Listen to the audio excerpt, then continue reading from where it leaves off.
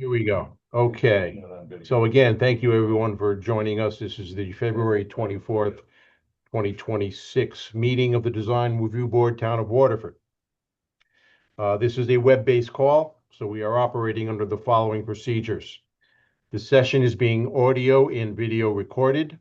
We will not use the chat feature in this meeting, and to ensure good sound quality, the default rule for this meeting is that everyone will remain on mute. Commissioners and staff will generally remain on mute except when speaking or voting. The meeting is open to the public, but it is not a public hearing, excuse me. Therefore, no members of the public may speak unless specifically invited to do so. If a member of the public creates an audio or a video disruption, they may be manually ejected from the meeting upon recommendation of the staff or the chair. We appreciate your attendance at this meeting. Should you have any questions about this process, you may call our staff at 860-444-5813 after the meeting has ended. And with this, I turn over the meeting to the chair. Good afternoon, everyone. All right, so item number one, we call to order. Appointment of alternates. I believe we have a full slate today, so we don't need to appoint alternates. So on to item two, plan reviews. So do we have someone from Restaurant Depot? We do. We do. Oh, excellent. Yep. Very good. So we'll proceed with item two, which is PL-26-3, request of Larry Cohen, applicant and WS Asset Management owner, for site plan approval for Restaurant Depot for property located at 161 Waterford Parkway North, CR zone, in accordance with sections 9.1.2 and 22 of the zoning regulations as shown on plans entitled Site Development Plans for Proposed Restaurant Depot, 161 Parkway North. Ready. Take it away. Thank you. Commissioners, this is Chaz Evans with Bowler Engineering. With me today, we have Larry Cohen with Restaurant Depot and Heather Mize with ADA Architects. If I can, I could share the screen. Sure, I'll co-host you. Hello. Very good.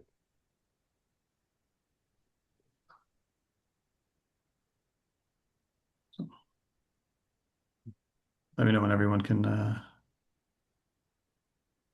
see my screen. Yep. We're very good. Yep. Awesome. Thank you. As was discussed, property is on 161 Waterford Parkway North, between the existing Lowe's and the Walmart. Currently a vacant site that was previously approved for development with a 50,000 square foot retail block. As you can see, a majority of the parking lot had been constructed in a bit of poor shape, and then the lot itself was left as a grass field.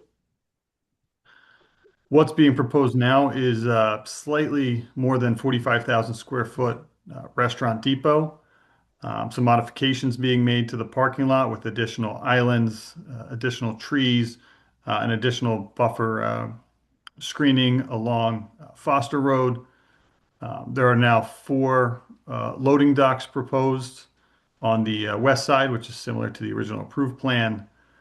The main entrance is to the south, and then there's a cart corral as well as a generator area to the southwest. Overall, the site does stretch up here next to the Walmart, and does comply with all the parking and zoning regulations. I'll pass it over to Heather to kind of walk you through the architectural design and plans. We have some elevations, renderings, and then the materials board, which Mark, I believe you guys have there at the in the offices. Thanks. So what we are showing here is a 34-foot high precast concrete building with a low slope roof. The white and blue is kind of Restaurant Depot's typical color scheme. Their trademark blue stripe at the top and the bottom. And then there's a little bit of signage with, I don't know if that's addressed in this board, but we are showing a couple of internally illuminated signs there. As Chaz mentioned, there are 4 recessed loading dock doors. We also have an access door for trucks and a fully enclosed compactor that we're planning for that corner. And then to the right side of that elevation, you see the fenced area. The equipment we've since changed since we produced this and is a little bit lower, but essentially that's a 8-foot high chain link fence with white vinyl slats, and that is containing the generator and also the refrigeration equipment to serve the large walk-in cooler freezers inside. On the front of the building at the bottom, we just have one main sliding glass entry exit door for customer access. And then to the right, there's a pallet door, an at-grade loading door for customers that might buy larger quantities and need to have those brought out with the forklift. So pretty straightforward as far as elevations go. I think we've got a few 3-dimensional views just to get you a better sense of it. You can see that equipment on the bottom there is sort of tucked into a notch in the building. And it's on the side of the building as opposed to the front. I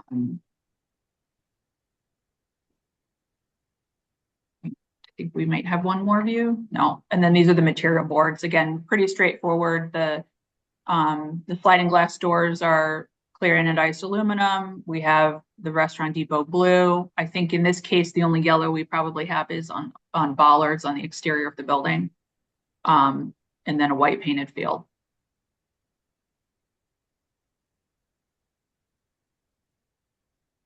And then this is the floor plan.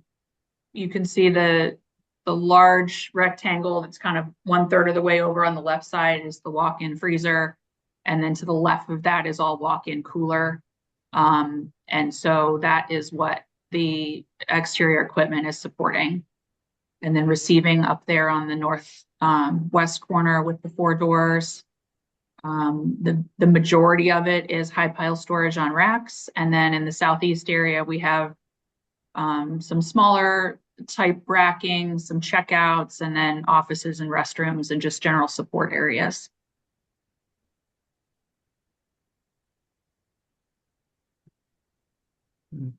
That's our presentation.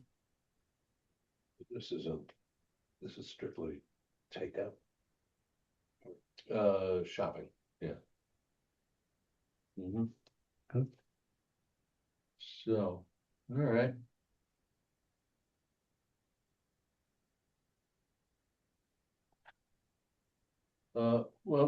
Heather, when you described it as fairly straightforward, that was not a stretch. Thanks. It's yeah, there's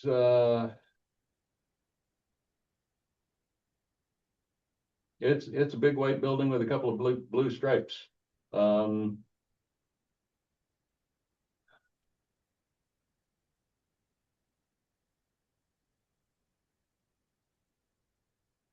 It would be, I mean, it could be more interesting if there was something to break up the massing, even something around the front entrance, something like that. I mean, it's pretty close to the road, you know, in an area of Waterford that sees an awful lot of traffic. It would be nice if it were a little more visually interesting. You know, it's just a large mass. Right.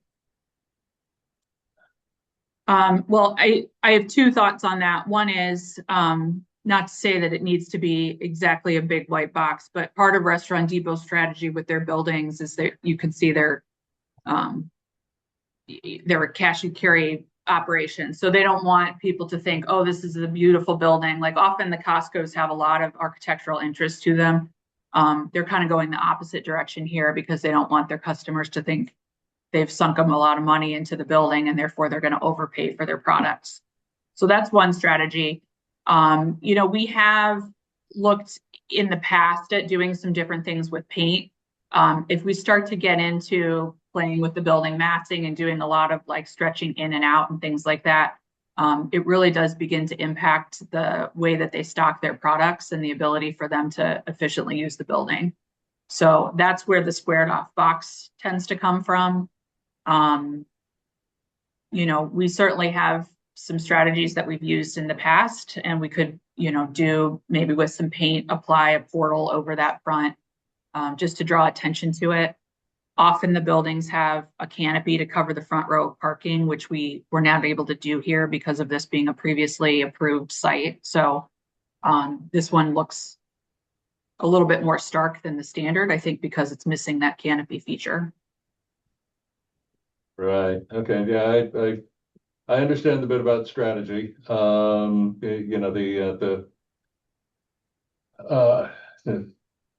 conveying to the consumer that this is a no-nonsense building. We would like to convey to those coming to Waterford that this is not an industrial park. It's really completely void of detail. Heather, this is Larry Cohen. I'm sorry to interrupt. Certainly. I'm just listening to what you're saying. I'm from Restaurant Depot. Can we dress up around the door a little bit? Put some striping, something visual that would make them, because I understand what they're saying. Right. Yeah, Kaz, I don't know if you have those other elevations that we did on a different project, the Hudson elevations, or if I'm allowed to share. Yeah, I can pull those up. Okay. If you go to the last page, this again is another property, but it is the mass is the same, big box, but we did some paint accents to kind of break it up a little bit. And I think one of those over the entrance would be helpful, sort of to direct your eye there, as well as maybe some other features at the corners. If you can see at the bottom, this one has the canopy, which is more typical on most of the sites that we go to. But like the second elevation down, if you imagine that one with the door in the middle, that's one place that we could go with this, just to break up the massing a little bit. Now that also has an additional horizontal stripe and the vertical breakups. It's a much more interesting facade. So the horizontal stripe you see here is actually the canopy. That's the canopy, right? Okay. And again, part of the reason we don't have the canopy here is site constraint in terms of the existing parking we need, the access drive, the space, the template, and Heather, you can correct me if I'm wrong. It's slightly smaller than a standard template, but it kind of fits in the box that we have. Right. This specific site that was previously approved, without having to kind of go through re-event zoning and have to go make modifications further to the parking lot. We can use a lot of what's there. Heather, we could put a blue horizontal stripe as well and break up with the vertical lines, correct? Yeah, I mean, we could add some additional striping. I don't want to get busy for busy's sake. I think, this has a nice balance, but once you start putting, our entry door there, I think it starts to direct your eye to where the customers want to enter. Right. Now the vertical elements on this elevation are on this elevation, these are brown paint or an earth tone paint. So all on this particular building we're looking at, all of this was just smooth precast concrete panels. right.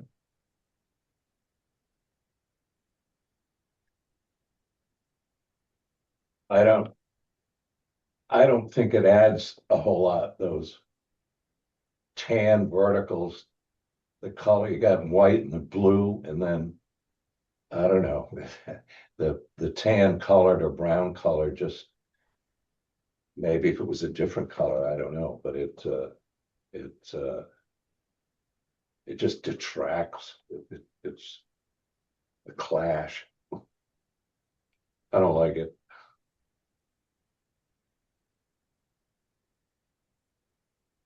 Joy, I know you've raised your hand a few times. I don't know if I call on you or someone else, but Oh, I'm sorry, I didn't see your hand. Please. when you're muted still. Joy. You're muted. There you go. There we go. I guess the comment was that, that it's a big white box. We didn't really get any kind of a planting plan. Perhaps if we had Mhm. more foliage around the perimeter, that would soften it. So, Chess, do you yeah, have that? sure. That- So from our proposed plan, there's actually a pretty on Waterford Parkway North, there's actually a pretty existing buffer. Yeah. That's there. We looked to do a sightline study and unfortunately for Larry's case, like you're driving along Waterford Parkway, you really can't see the building all that well because it's, you got a 25-foot, 30-foot evergreen deciduous buffer that's in there. You kind of see it, hey, when you're coming in here, kind of at this corner where we did the first rendering, you can kind of see the building really well there. You can see it as you come up Foster Road. But along the main, it's kind of screened relatively well in that, we're utilizing the existing islands. We're adding additional plantings, to supplement that buffer a little bit. And along the islands, where we're adding, and then some of the islands that exist now, the trees are, I would say a good chunk of them haven't survived. So we're putting new landscaping in there to kind of enhance the parking lot and kind of bring it back to life. John, can I interject something on, basically Target's a big square building and they put lattice on the front and had, as Joyce said, they have like evergreens growing on that lattice. And I think that looks pretty good. So the lattice is attached to the walls and they've got plants growing right on the lattice. And it breaks it up nicely. I don't think it's that expensive either. Is that in Waterford? Yes, Yes. it's on the left-hand side of the building where past the entrances. I want to remind everybody that Lowe's is a big square building and Walmart is probably the ugliest building in the world. So I don't want to. Yeah, I mean, we're on the backside of Lowe's, but it is, other than their kind of standard entry features, it's got more massing than what we have, but it is not, a strong architectural design for sure. Agreed. I mean, we're not looking for a single style here. We're just, trying to dress it up a little bit, but, all right. I would say that those are the comments that we have. Joy or anyone else, any comments on the landscaping or the lighting? Yeah, I might have screwed up, but I didn't see any lighting. I believe. Yeah, I thought I saw lighting plan. In the islands. Yeah. In the islands that are full cutoff. All right. Yeah. So. Okay, so we're not making a huge impact in terms of lighting. Correct. So There's some existing lights that are there as now, and then there's going to be some building lighting. Can you stay on that Sure. sheet? How do you get in and out of the, where is the entrance to the parking lot? So it's coming up just like you'd be going to Walmart and then you'd turn left Right there? into the parking lot, correct? So not Foster Road? For that, well, so Foster Road is for it's for the tractor trailers that would come through. Currently, let me go back to my existing conditions. It shows it actually pretty well on here. There is a kind of a wide open concrete curb cut here, kind of raised, not raised island, but raised concrete that the trucks originally from the original proposed plan, there was only supposed to be 2 loading docks on this 50,000 square foot retail, that they would essentially come up and back in through here, or pull into the site and kind of pull down and back in. We have a similar style here in a sense that they would come up and they'd be able to either back in through here or pull down and back through. Um, and again, the truck turn was run as if 3 of these 4 bays were in use at any point, that a truck couldn't, cut across in any way. They'd have to come through, pull up to here and turn off onto Foster. So again, a lot of the goal of this layout and the design was to make sure that the truck traffic isn't interfering with the patron traffic that would park in the main parking lot. I got a question on the loading bays. It looks like it's over a catch basin. That was a catch basin previously. So there is a new catch basin proposed and I can pull up the grading plan here. There was an existing catch basin in that area. We now have a new catch basin that's being proposed on the edge of the loading dock area here. And that was in coordination with town staff. There was a sump and a hood added to that inlet as it drains to the existing conveyance system down to the above ground stormwater pond.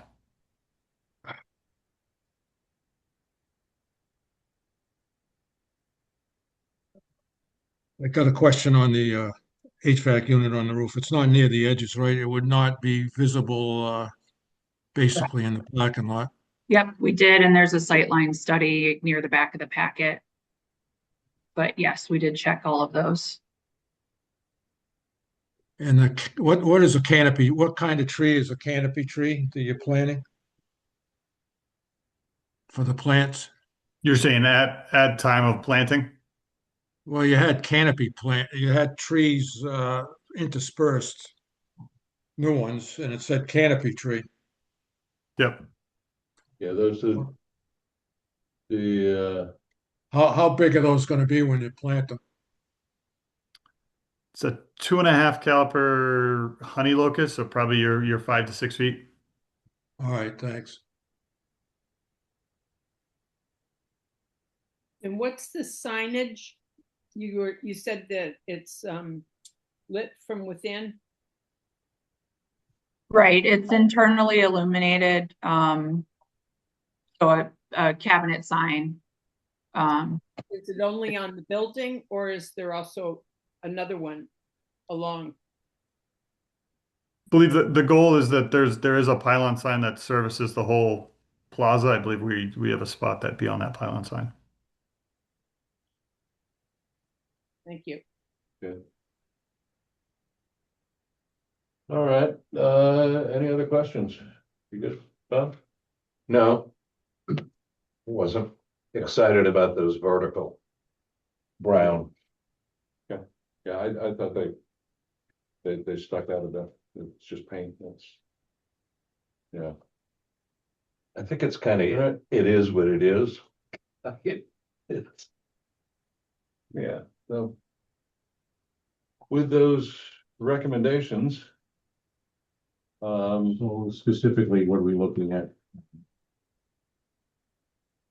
To break up the mass. How does the board want to address that? Well, Ed had an idea of lattice and Okay. vines or some kind of plantings. Okay. How does the applicant feel about?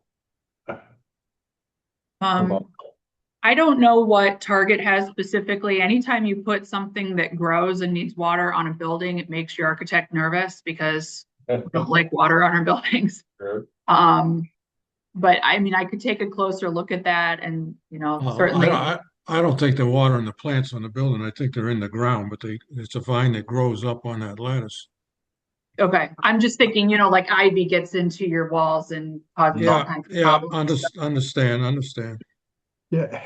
Maybe you could put I hate to did it say in this, maybe you could do artificial plants.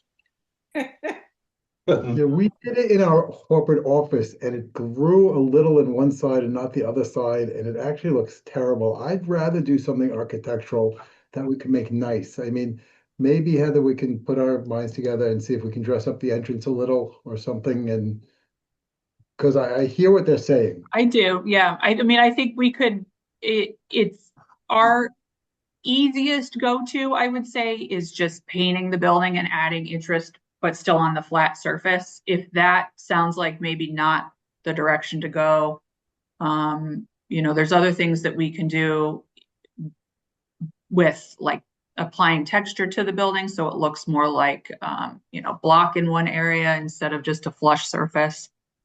And then there are, other things that we can apply or adjust or it sounds like maybe featuring that front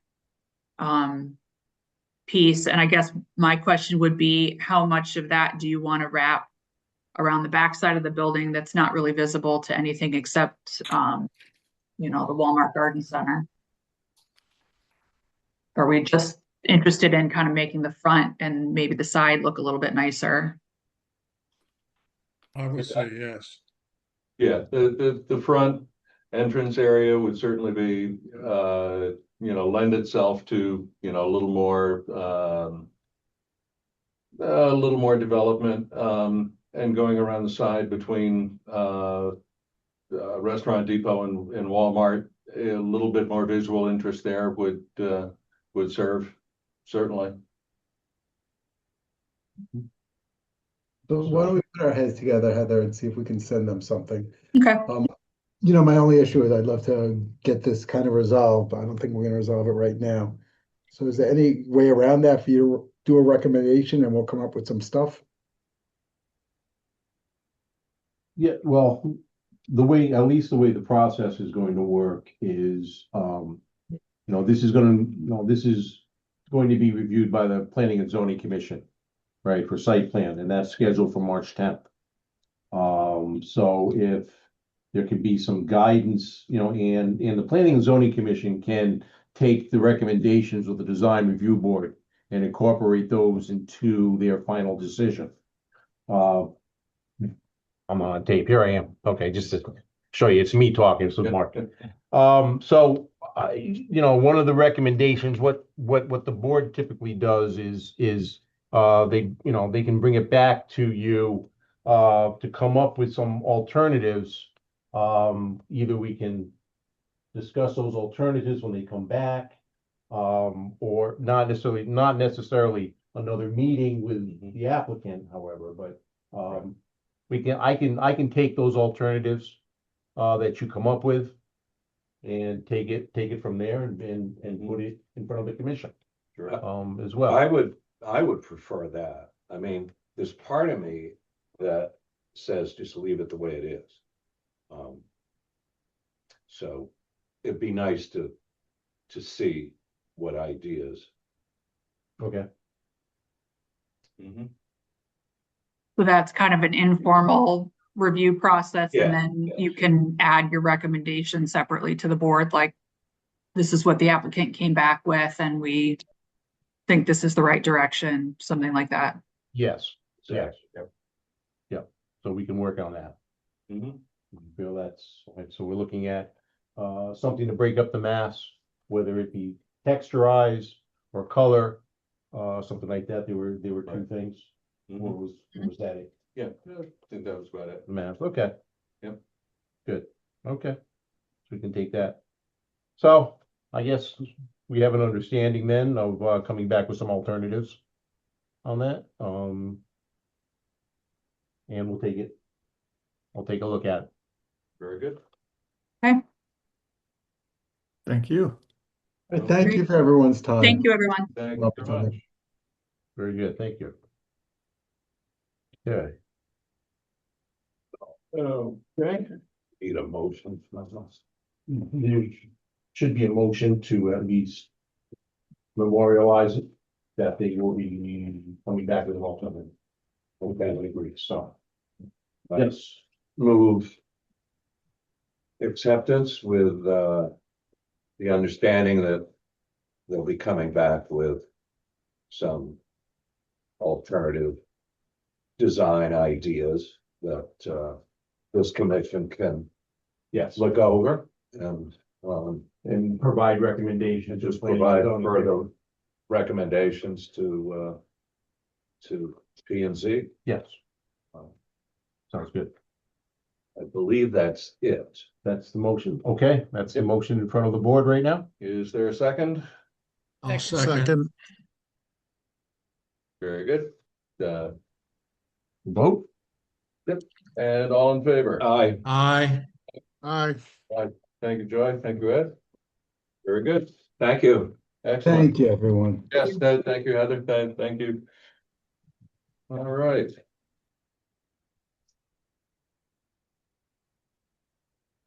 And on to the request of, let's see, PL 26-4, request of James Waldron, applicant, and John P. Casey Esquire, agent for site plan and special permit approval for Crystal Mall adaptive reuse for property located at 850 Hartford Turnpike, CR zone, in accordance with sections 9.1.3 and 9.1.13, 22 and 23 of the zoning regulations, and as shown on plans entitled General Dynamics Electric Boat Crystal Mall Adaptive Reuse, 850 Hartford Turnpike, Waterford, Connecticut.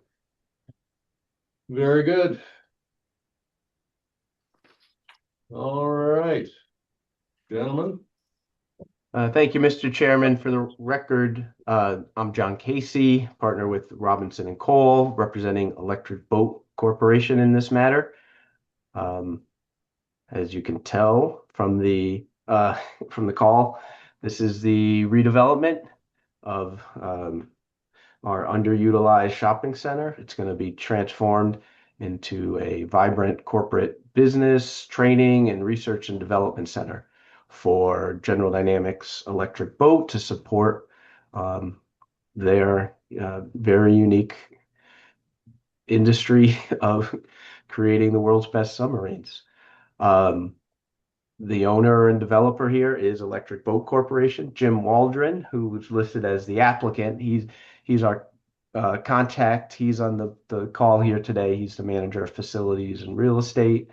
I think I also saw a few other people from Electric Boat on the call. Here's our team. We're sharing our screen. You have myself, there's Jim. Chris Boxell is our architect. Kyle Halbert from CLA's our civil engineer. Brian Donovan is the project manager from DME Design. And our landscape architect is Chad Frost. And that's who we have here today. I will just turn the floor over to Jim just to say a few words from the perspective of Electric Boat and sort of how this project plays into, their mission and the work that they do for the Navy. Thanks, John. And thanks everybody for your time tonight. So I run real estate development for General Dynamics Electric Boat. Our customer, we have one customer, it's the Navy. We've got a lot of pressure coming from the Navy right now for the Columbia class program. It's a big refresh program for the submarines, for the big boomer boats that we do.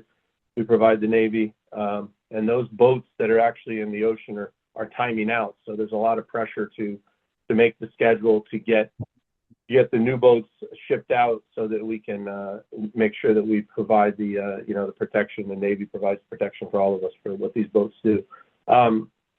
The big deal for us from what the Pentagon is pushing for us, really just so everybody gets a high level of the taste of the pressure we're getting, they really just want to know what we're doing about training and what we're doing about hiring. They want more people.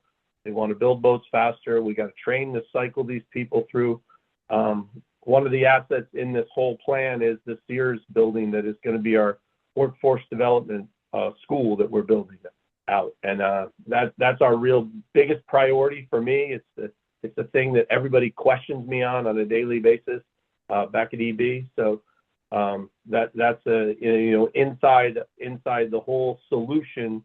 We're not looking at a grandiose big opening of we revamped the whole mall and we're going to open up one day. We're looking at more of a phased approach, and our priority is workforce development in Sears and then, working through each asset as we build this solution out. Happy to answer any questions you guys have through the process. And thank you again for your time. Thank you. Thank you, Jim. So I just want to set the scene a little bit. I mean, everyone knows the Crystal Mall. We've all been there. If you're like me, your kids' pictures with Santa were taken there. So just quickly with the permit history, it was November 1979. This was an original subdivision, special permit, and site plan approvals. In 2003, there was special permit and site plan approvals for Olive Garden, Bed Bath & Beyond, and the Christmas Tree Shop. And then in 2008, September, special permit and site plan approvals for Longhorn Steakhouse. So there was development over the years, and now we have the site as we know it now. I won't get into, what's changed in retail, but we all have a sense of what the mall is like now, what it's been for the last few years. And what Electric Boat saw was a great opportunity. As Jim said, they have a lot of people to train. They have a lot of employees that need to do work, and they need space. And the mall presented itself with an excellent opportunity that I think benefits both the town, Electric Boat, and the country. Because as I said, we're going to transform this underperforming mall into a real state-of-the-art center for Electric Boat. Technically, zoning-wise, what we're doing is a special permit request. It's a change from retail shopping to business and educational. As Jim said, workforce development. The restaurants, Longhorn and Olive Garden, will remain. You'll see that on the site plan. And then our new uses are consistent with the zoning regulations for this zoning district, the regional commercial district, business office and professional buildings, and laboratories, research and development institutions, publishing establishments, and educational institutions. So our uses are allowed. We're required to get a new special permit because we're already operating. The mall was authorized under a special permit. So pursuant to the zoning regs, we need to get a new special permit.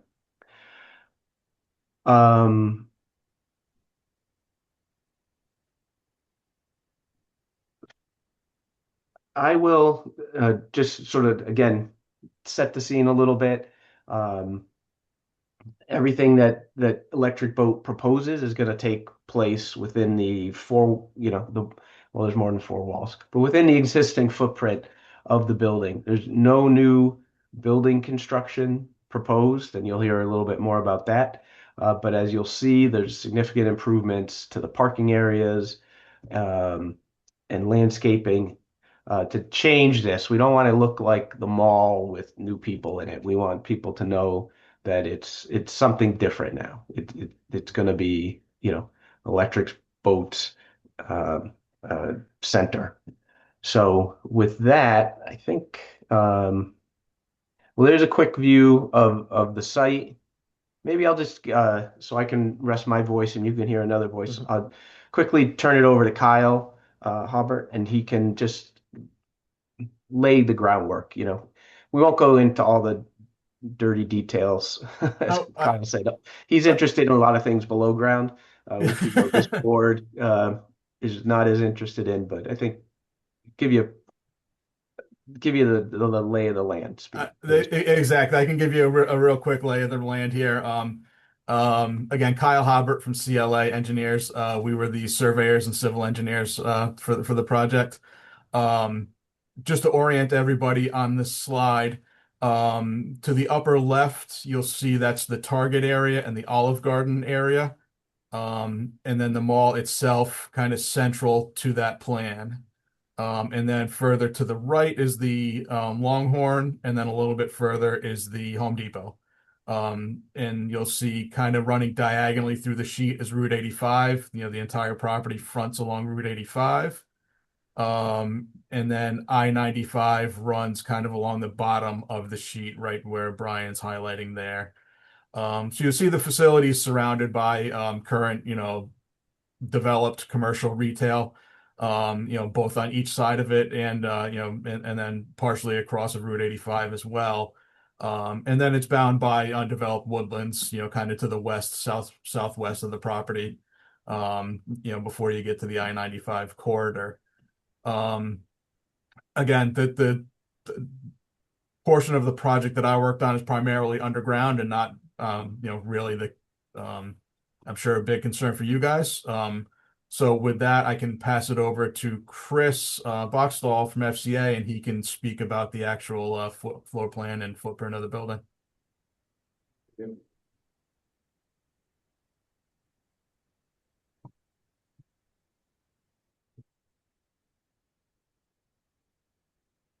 Chris, you're muted.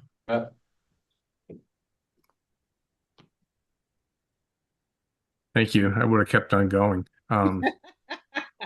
Chris Boxall, FCA Architects. And thank you, Kyle. And as John was saying, the majority of the modifications that we're presenting or contemplating right now are truly mostly interior. The mall itself works really well for EB's research and development functions because the mall has no windows really. And for security purposes, that's something that they hold dear and that they are, it's top of mind. So really the main concourse and the walkway, which will remain as the primary circulation throughout the interior space, is where a lot of the daylight is brought into the building.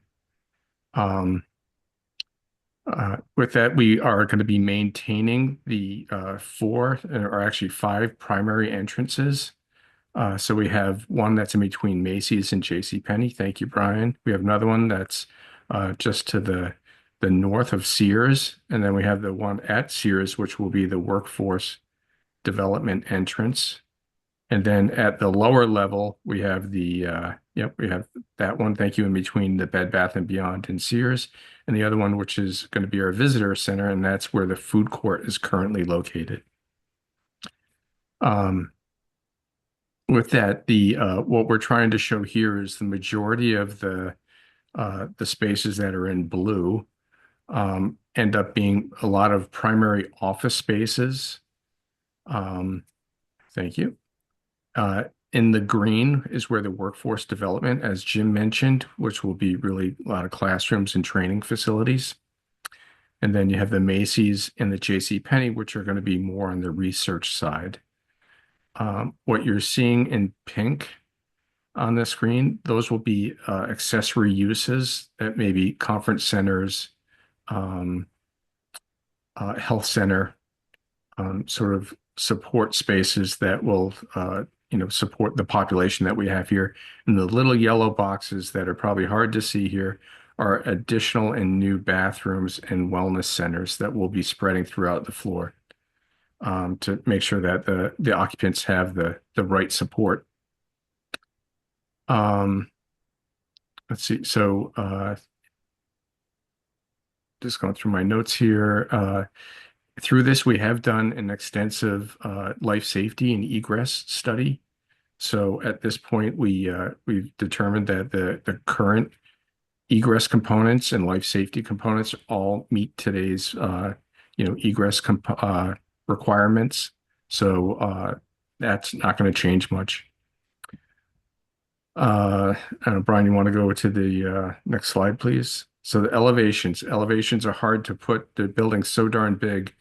It's hard to fit on one page, but by and large, the exterior, the building is not really going to change. What we will be doing is there will be some restoration of the existing EIFS as well as masonry, exterior veneers. In some places, there's been some water damage or physical damage to the building, so we'll be repairing that. We'll be removing all of the retail signage. We'll also be power washing the entire facade. It looks a little tired right now, so I think a fresh clean will revive it. We'll also be modifying some of the storefronts in the anchor stores because they won't be primary entries anymore. So we'll be removing a lot of the glass entrances. We don't want to promote people to try to get into the building. We want to be able to control them at the primary entrances. And we'll be providing some new signage also that would be wayfinding. But I think that the entire wayfinding package hasn't quite been validated yet. As we start to bring on and understand more programs that are going to come into the building, that will evolve as the programs are identified.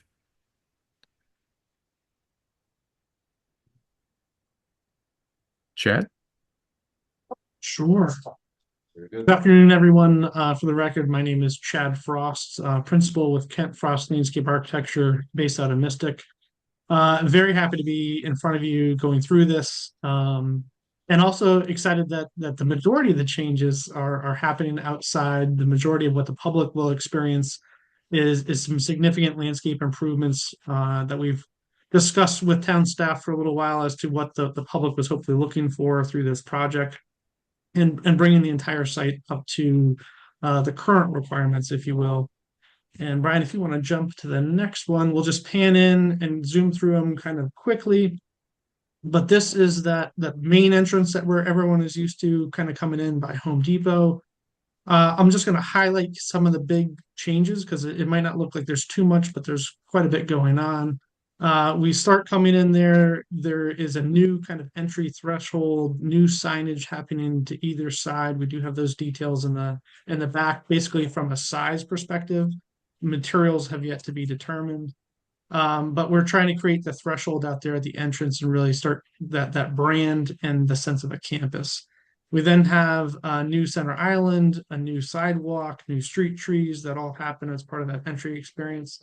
And I'll also note that we have added a third lane as the egress leaving the site because we actually need 2 lanes turning right hand to go down to 95. So that's widened slightly, but increased landscape around it as well as that sidewalk along the north edge of the entrance. One of the biggest changes that I'm sure you're seeing is the circulation. Right now, there's a very difficult to maneuver kind of Irish clover knot happening in the middle. We're replacing that with a roundabout. There are 2 lanes of traffic flowing through the roundabout all the way through.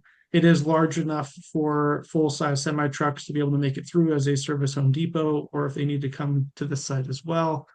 The traffic engineers have done the review. This greatly improves traffic flow through here in a much more safer, efficient manner and allows everybody to be able to move through safely and efficiently. And additionally, we think it's going to look a whole lot better, right? So we can landscape the center islands, we can landscape that center area. That blue asterisk that Brian was just highlighting is what we're calling a placemaking feature. In the renderings that you'll see shortly, we're showing it as flagpoles. It could be some sculpture related to EB and the work that they do, but we think there'd be a great opportunity for a placemaking feature there.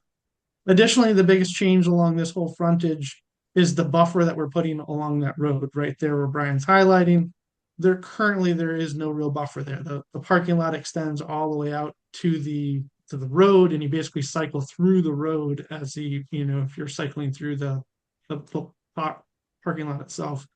We're putting a solid evergreen buffer through there. We're then creating all the internal parking separate from the roadway and adding end-capped islands and kind of reorganizing some of that parking as well. So that's a fairly significant change from the exterior. As we pan around, right where Brian's pointing to right now, we also have a threshold. We're not putting guard shacks, we're not putting gates and fences, but we're trying to create the sense of a threshold of that's where the campus is. So we have another one up there at the Longhorn and one right there. So the public will be able to flow through, go to either the steakhouse or to Home Depot. But as they get to those areas, we'll have a raised threshold, we'll have some signage on either side and make it feel like that's the beginning of the campus. Public still could drive through, but we're going to create that sense of campus threshold as we go through. Then as we go around the site, you will see those entrances. We're showing some suggestions at this point as to upgrades to the site at each entrance to really call attention to the 4, I'll say main entrances plus then workforce development, which is at the upper level of Sears. We're re-landscaping all of the islands. We're creating a whole bunch of end cap islands where they currently don't exist. We're reorganizing the parking throughout the whole site. So interestingly enough, we were able to, within the confines of the parking area, able to remove about 1.5 acres of asphalt, while at the same time still increasing about 200 parking spaces by being more efficient with how we use the landscape or the entire site. Panning continuing around is again kind of that same theme where we're putting end capped islands where we need them for circulation. One of the big things I think everybody has noticed if you're driving to the mall right now is you can just kind of peel off anywhere and go straight into the parking area, cut across lots and all that, and all of the bad circulation that brings with it. So we are both minimizing the widths of the lanes, getting rid of some where we are able to, and then adding those end capped islands to control better movement. That next entrance is kind of, as Chris alluded to, is the main visitor entrance. So we're celebrating that a little bit with some flagpoles and signage and special pavement, just so that visitors coming to the site know that's the proper entrance for them to go to. If you want to keep panning or go to the next page, be great. So now we're going to look to the north and west side. And again, very similar treatments with the end capped islands. We're rearranging some of the circulation to find the roads a little bit better. But then you'll also notice up by the Olive Garden, the main entrance coming in there is the new laneways coming in, landscaped islands. And then instead of right now, the road kind of circles around through there. We've now created a new roundabout at that entrance as well. And then a new road driveway between the parking lot and the Olive Garden. So the Olive Garden kind of has its parking dedicated to itself. And then the parking that's kind of in that no man's land currently that most people don't use, but is going to be necessary for EB, kind of becomes part of the fold of the campus of EB. And so we direct the public through that area to kind of have, again, that threshold. And you can see by the roundabout, we have those two thresholds to either side, the same terminology, if you will, architecturally, and then another one there on the road that connects out to Target. Again, we are probably removing one of the roads that Target currently comes in and then cycles behind the mall, if you will, and we're encouraging the public to now turn and go out towards Route 85 and either get to 85 right there on that road or cycle through and go to the roundabout out and about. Other things I should note, along the entire Route 85 frontage, we have a new landscape buffer running the entire way. You'll see that in some renderings, but it's an evergreen, double row of evergreens at a minimum. And then we have some additional plants at both entrances, new trees everywhere. I will say that we have roughly 550-ish evergreen trees and about another 450 deciduous trees planned as part of this. So almost 1,000 new trees going in to vegetate the site. And with that, let's just go to the renderings, which I think are next, so you can see what we're looking at. So this is now that south entrance. This is the existing condition photograph as you're coming in. And yeah, so if we go to the next one, this would be the proposed conditions. So the new roundabout, you can see we're showing it with some flagpoles, as I mentioned. You can see the evergreen screening that we're showing in that new buffer and the planted islands that help direct traffic safely around the roundabout and allow the traffic to flow through as well as slow down as they maneuver the left-hand turns around it, and that new sidewalk that does connect all the way around the site as well as back out to the intersection, because there are some existing sidewalks that connect up to the neighborhoods as well as some of the other businesses around. So we want to go to the next. This is now a little further up, as you can see in that location map. If you're going north on 85, this is looking over the back side of the steakhouse parking lot. You can see the Sears building in the background and the loading docks. This is kind of where I'll say the landscaping of the steakhouse ended before anything else was picked up. We're trying to create this campus. We're trying to visually screen most of the building and the site from the public. And so to that end, if you want to go to the next one, as we fill in with some evergreen screening through there, the majority of the building should virtually disappear for the entire frontage along 85. And that's what this will hopefully look like. Going to go to the next one. This is now further up 85 as we're looking in, yep, to that upper portion. Again, this is the view it currently looks today. In my memory, my mental memory, there was more screening along most of this road, but as you go back and really look at it in today's terms, quite a bit of that has been removed. And so what we're proposing to do here is you can see all of the building behind those RVs that were on a big RV sale day. You can see the building very clearly. And if you go to the next one, when we put in all the evergreen screens, again, virtually most of the building we expect to go away. If you look at the planting plan, this is called for a type of an arborvitae. It is the Nigra species of arborvitae. We've had good success with them on road frontages in Connecticut. They don't grow too tall. The green giant is one that we use quite often also. They grow a lot taller, and we have some power lines that we have to contend with for part of this frontage, which is why we've chosen this species at the moment. Although I will note we have to get several hundred of them, and so we want to be a little bit adaptable if we're having trouble locating that many in the Northeast when it comes time to plant. So we might be changing some species as we need to, just based on availability. If you want to go to the last rendering. So this is now the view as it currently exists as you come in on that north entrance from Route 85. Although it's hard to see with the glare, you can see the building in the background. There are some trees that are in the parking lot that will remain. And then if you go to the proposed, this is the new roundabout.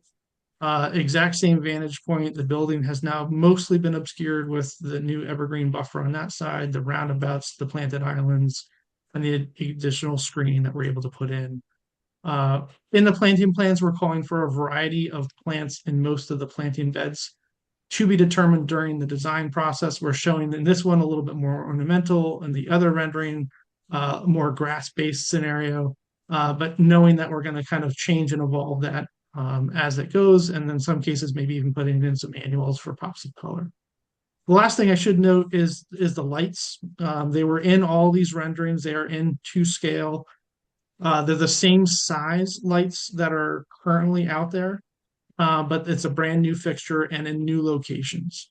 And so it's a full LED fixture, full cutoff, unlike what's out there currently. We get a lot better light output, so we have a more even distribution across the site, and we're able to remove a few poles as we relocate those poles all across the site. And I think with that, I'm all set, and then we're happy to take any questions that you might have.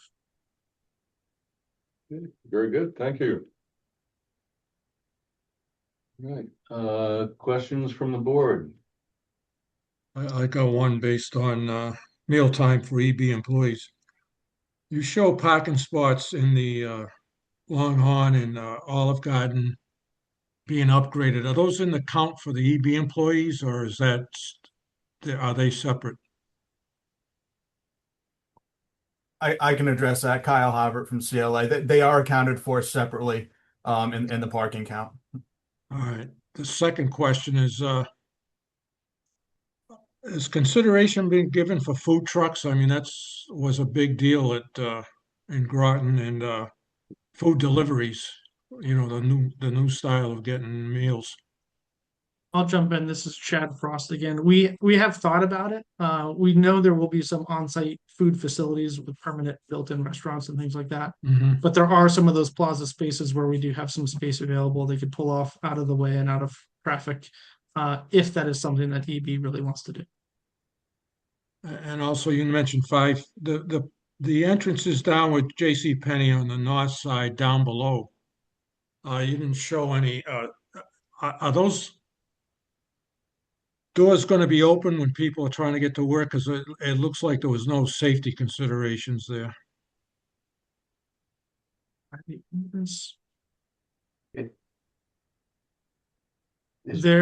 What I would say is, Brian, if you want to try to just find which one on the rendered plan, that Yes, way down below.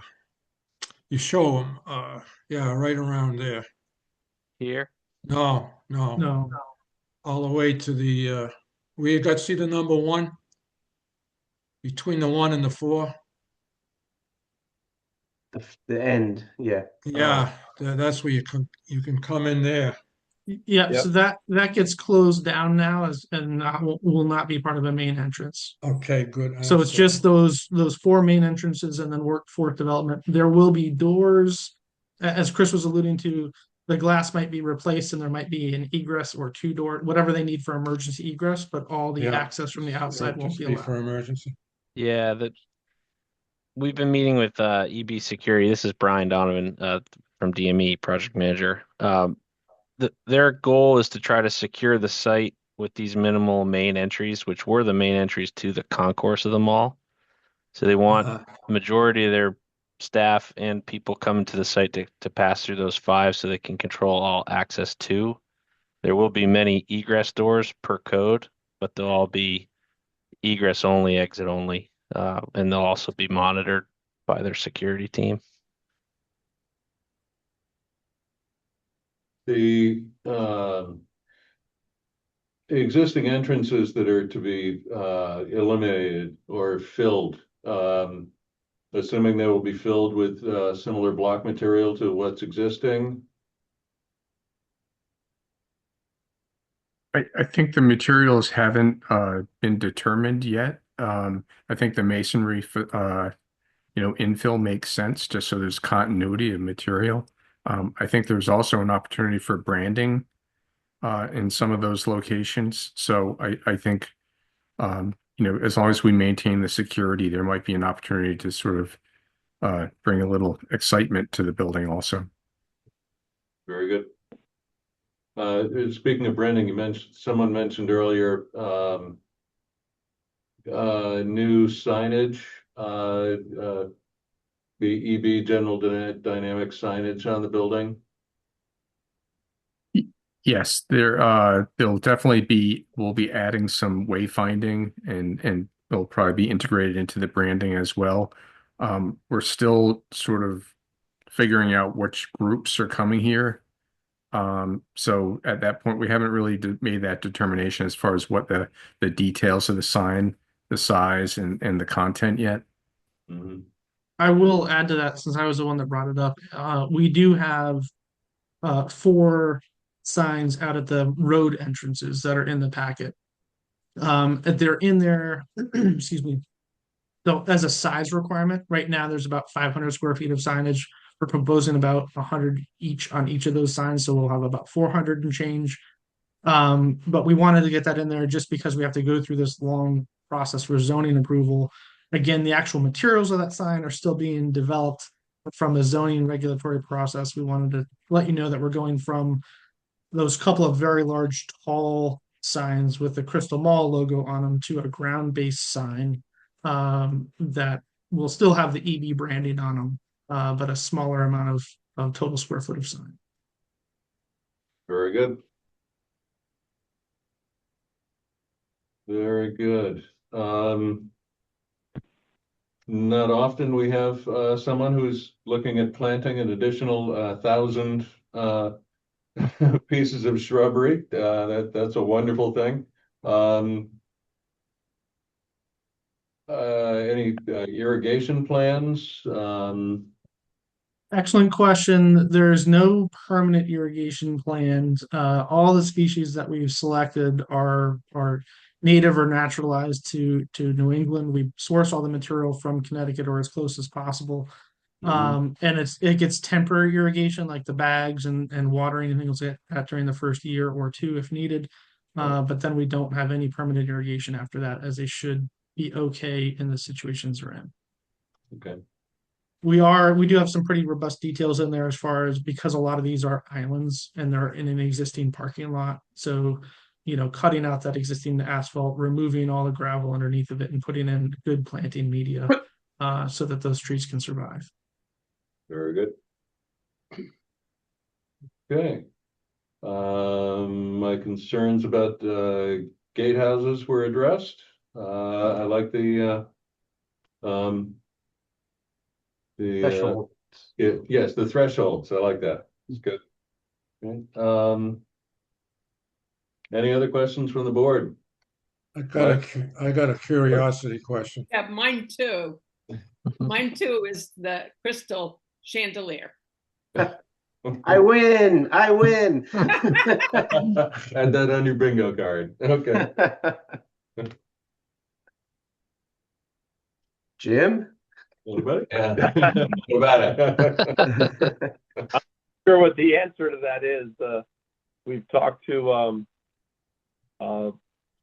what is it, Rob Rule about it multiple times, but I don't really know what's going on with that. It's kind of in limbo for us. So we're working with Rob on that. Okay. All right, Ed, Mike? Yeah, well, I had the question on the chandelier, but the question is, you're making improvements on Route 85, I guess south of Home Depot. Is that for the reason you have to do that is for increased traffic, or what's the reason? That is correct. That's because of the traffic pattern. So there'll be new line striping, restriping done along Route 85 to the I-95 interchange. And refresh my memory, what's the speed limit around the campus, as you call it? In interior, Yes. I don't know that it's any posted speed limit. It's a private site, but it's usually 15 or so, I believe. Well, if you don't post it, I can tell you what it will be. Well, we're hoping that we're doing a lot of things that help slow it down. Right now, I don't think it is posted because it's not a public road and it Right. can't be policed. However, we are narrowing the lanes. We're adding the landscaping. We're adding a bunch of trees. We're putting those islands around the perimeter. In some places, we're removing the lane where we're able to help slow the traffic down as much as we can with all of those kind of placemaking cues. And those thresholds, I should note, are raised threshold crossing, so it'll act in effect as a large speed table at the same time. So So you're saying the site self-policing, so EB security will be policing the site? there will be EB security presence on site, yes. And because it's one workforce, they can get messages if there starts to be a problem. It's easy to get a message out to all the employees at the site to pass on best practices in terms of, if they notice people are going too fast around the edges. And just to answer your question a little more detailed too, this third lane that we added for the right turn was informed by our traffic engineers. They did a lot of studying of patterns of EB's employees, demographics of where they're coming and going from. So they wanted to make sure traffic wouldn't be backing up into the rotary. So that's what drove making sure that we had enough space to accumulate the cars at the end of the day. And I think I can say this, but Jim's on and he can stop me. This won't be, it's not like the manufacturing facility in Yes, Rye where I there's more understand. shift people. A lot of these are going to be professional offices, and so there won't be like the whistle won't blow at 3:30 and everyone gets in their cars and leaves at the same time. It'll be a more staggered start. EB people do people in the offices do like to come in early, so we expect a lot of morning traffic, and but it won't be like that full shift change situation that you'd get at the shipyard. I also noticed on your permit, you said there would be no Saturdays and Sundays. It's not for all those offices in blue that you see, and the research and development that we're anticipating just a Monday through Friday. I think we put as hours, 6 a.m. to 7 p.m. We expect people to be on site. Now there may be people there with the workforce development. There may be some classes on the weekends, but that would be limited. I don't think it's an issue. I just thought it was kind of Never mind. Yeah, like John said, it's definitely not the shipyard. It's definitely not the shipyard mentality. People are not really punching clocks and getting in at 5:30 and 6 and getting out at 2 and 2:30 and watching this mass traffic. It's more they trickle in from 6 to 9 and they start leaving from 2 to 7. Very good. Any other questions or comments from the board? Looks good. Yeah. I'm happy. Yep, some power washings and plantings and little rearranging the parking lot. Sounds good. All good. Wonderful. Great to see it reused. Very good. Is there a motion to accept these plans by the DRB as presented? I'll make a motion to present. Oh. as done. Second. Joy? No, she made the motion. Oh, she made the motion. Sorry. Watch two screens. Very good. Is there a second? Second. And Thank you, Ed. All right, all in favor? Aye. Aye. Very good. Aye. Excellent. Thank you very much, gentlemen. Thank you very much. Thank you. Big Thank plus. you. Thank you. Appreciate it. Great, thank you. Certainly. All right. Now there's, in addition to minutes, there's a third item on our agenda. It's correspondence. Right, so we have in your packets, there was a Ethics Commission Advisory Opinion Notice. It was not in the paper packet. It was sent with the agenda. Oh, okay, Ah, so you okay. received them online, email. Roger The that. old agenda? I'll get it in there. With the, Copy of it? I mean, I never got. There was an attachment with the agenda, the original email, right? Yes, I can go grab a copy of it. yeah, I mean, it's, sure, I mean, it's a, something that the, town clerk has asked us to provide to all boards and commissions townwide. It's a ruling on Ethics Commission, that has passed. I mean, passed in terms of not being effective anymore. It's past its time. Oh, So. Aye. Find that, yes, it has They got expired. paper. Good. yeah, there it is. So this was something that, as I said, has been distributed out to all boards and agencies, and commissions. Just as a notice that this portion of the Ethics Commission rules, has expired. Okay, yeah, I found it here. Waterford officials, boards, Someone? Yes, it is. commissions, and the public are notified that at the advice of the town attorney, the advisory opinion issued by the Ethics Commission on September 24th, 2021 is no longer in force and effect. It is no longer a basis for a complaint. If a complaint relying upon the advisory opinion is filed, it should be summarily dismissed. Okay. Not really sure what that pertains to. I don't have any of this. We got it. Stuff. Okay. I can get you a paper copy, but it was all posted online. And you I said. take it we were just supposed to read it. No, Mhm. I never got that. Yeah. It all came in this email. Well, that's nice that it came in an email, but I'd like a piece of paper. Goes into the packet. Okay. Do we need any kind of action on the correspondence? No. No. No. Okay, very good. All right, so item 4, approval of the July 22nd, 2025 meeting minutes.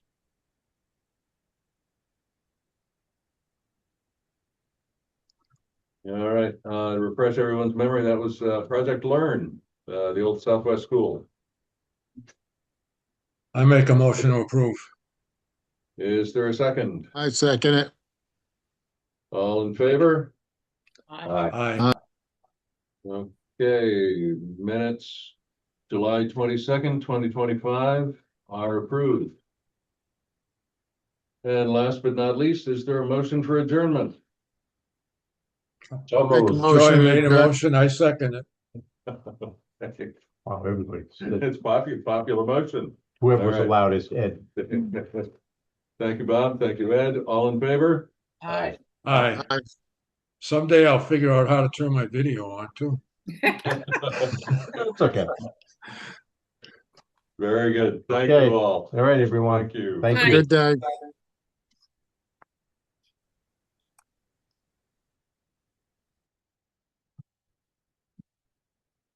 All right.